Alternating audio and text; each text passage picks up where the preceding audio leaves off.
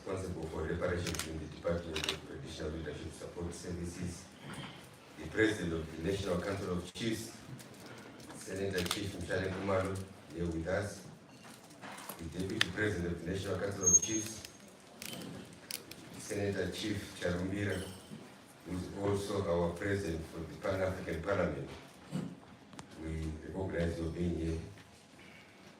Deputy Minister, team of responsible for local authorities and traditional leadership.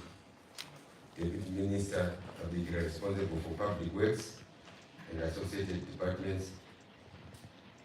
Members of the Council of Chiefs here present.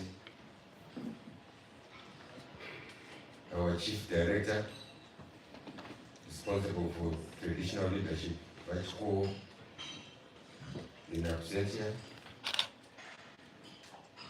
Officials from the Attorney General's office here present. Other senior government officials who may be here. Distinguished guests, ladies and gentlemen. Nasindivumidzei kuverenga nechirungu. Nekuti nguva isikuvumidza kuti tiite mashure.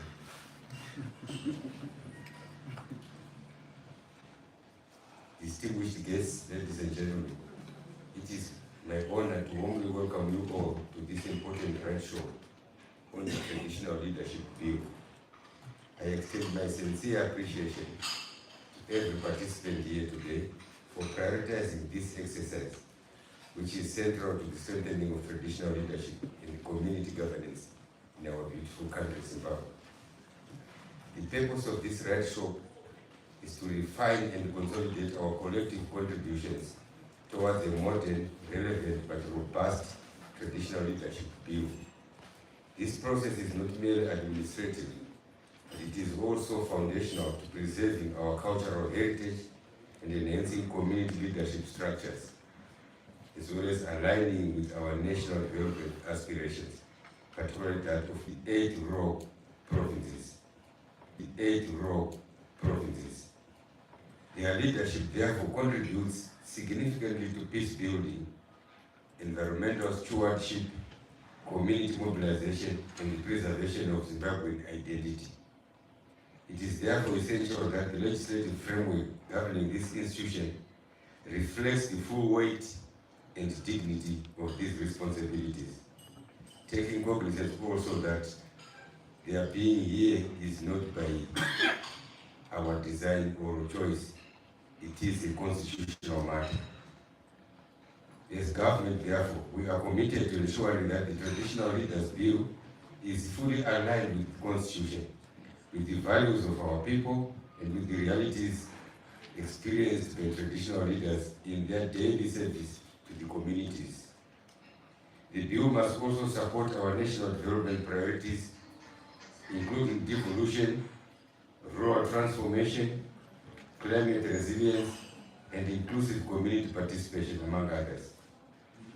A strong, well-structured institution of traditional leadership is indispensable to the achievement of our national vision, Vision 2030. This roadshow is an opportunity for us to critically examine the strengths and weaknesses of the current framework and collectively recommend improvements. Issues such as appointment of chiefs, functions and mandates of traditional leaders, administrative support systems, ethical leadership, dispute resolution mechanisms and processes, among others, must all be addressed with clarity and insight.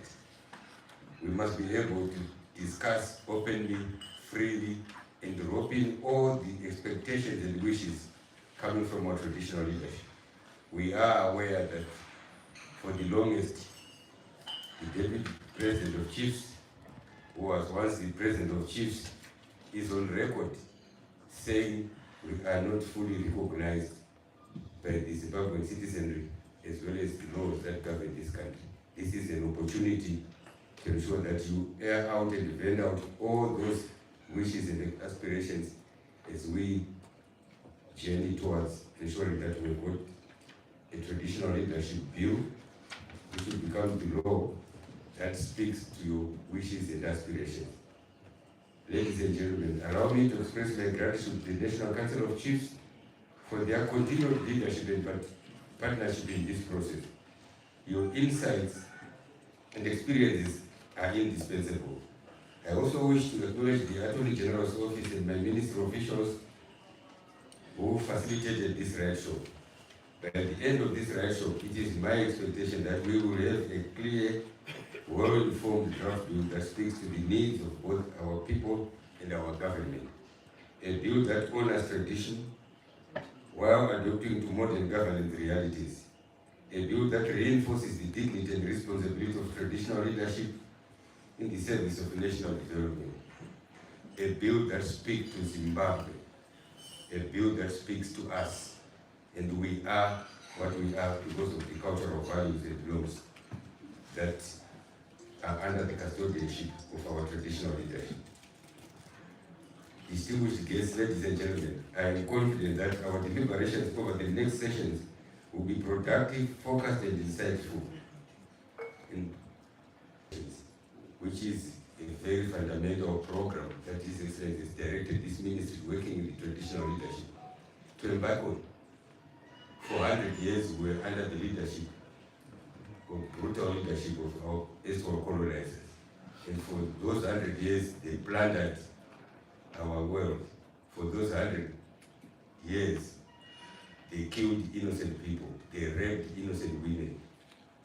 The brutality that we're exposed to cannot be overemphasized.